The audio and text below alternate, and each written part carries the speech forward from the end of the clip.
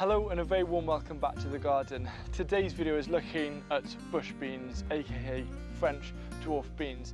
I think they're one of the most underrated crops, and this video is going to show you why we should all take them more seriously and why I think they're one of the most important crops for the summer garden. There are so many benefits that bush beans can bring to your vegetable garden, and we'll cover as many as possible today. Firstly, we're going to look at the shape of a plant. So dwarf French beans are short, stocky, and they have a single stem, which means that you can actually lean them away from other crops. So these growing characteristics of bush beans means that they make excellent gap pluggers. In your garden, you're always going to have small spaces and gaps in and around your beds where you could fit a plant, and dwarf beans are excellent for that. So I've just got a little gap here that I'm going to plant this dwarf bean, and I also do other things in terms of gap plugging.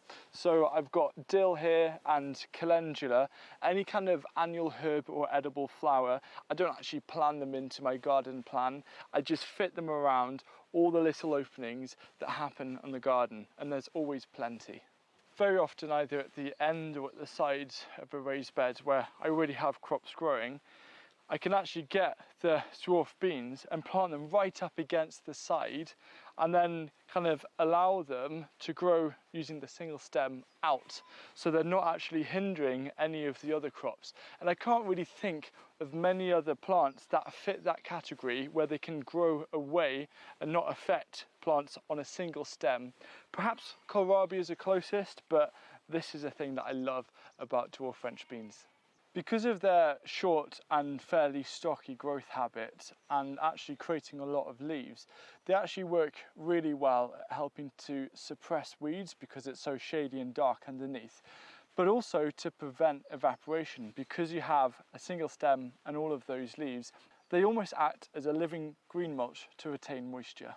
You can use the shade that dwarf beans create to your advantage. So if you say planted a row of dwarf beans on the south side of, say, a row of lettuce or some other salad which is prone to running to seed in hot, dry weather, it can actually help cool it down, retain the moisture, and prolong your salad harvest from that space.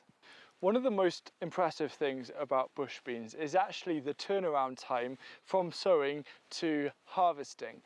In peak season, you can expect to get harvest around 10 weeks after sowing. So that means if you sow a load in the first week of June, you can expect to harvest them around mid-August. Now, if you haven't actually grown dwarf beans before and you're not too sure if you like them or not, what you can do is buy them from a local garden centre, just a tray like this, and give them a try.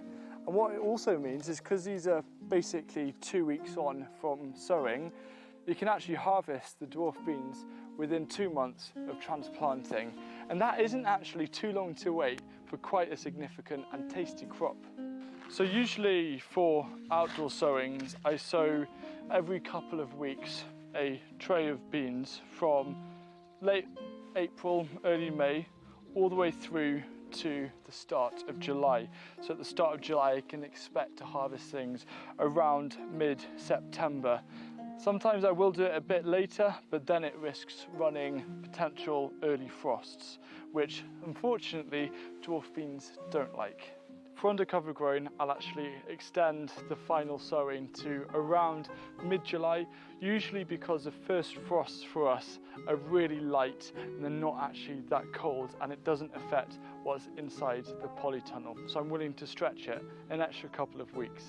I encourage you to sow a small batch of bush beans every couple of weeks and not actually plan for where they're going to go in the garden. Instead, have a challenge where whatever do come up, you've got to plant them in those gaps that emerge. And following this will ensure consistent harvest of bush beans throughout the entire summer and into early autumn. I love growing climbing beans, whether it's climbing French beans, pole beans, runner beans. They're all fantastic and add a lot of structure and interest to the garden.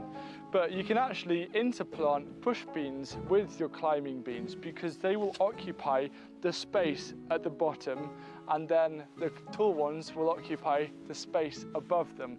So what I'm going to do here, using these that I've bought, is I'm actually going to plant one in between every bamboo on the outside, and then in this little strip of space I'm going to be able to get a huge amount of food regardless of what happens above them. One of the highlights of growing bush beans is you actually have quite a big choice with not only the beans that you grow, for example, yin yang look absolutely incredible beans, but also the colour of the pods. So just like here we've got crimson flowered broad beans which look stunning, and then we've got the white ones as well. We can take that idea of aesthetic for bush beans because we actually can grow different coloured pods. Of course we have the green, which are easily lost, but we can also grow yellow podded bush beans and purple podded bush beans, and they add a lot of interest to your garden visually. Bush beans are actually one of the easiest crops to germinate. Unlike other kinds of beans, they don't actually need a deep taproot, so any kind of smallish pot will work, or module tray, and you plant them around 2 centimetres deep, just under an inch deep, and then keep them watered and they'll be up in no time. One other benefit that I just can't forget to mention about bush beans is if you have a container or a patio garden, they're one of the best legumes to actually grow in pots. They don't take up much root space, they're really easy and carefree, and they give you a big crop for a little bit of space. So I've mentioned how bush beans and dwarf beans are excellent to intercrop with climbing beans, for example, up this kind of structure. But if you are growing climbing beans, I've actually made this video here, which gives you a ton of different crops that you can interplant with climbing beans to maximize the productivity of your garden.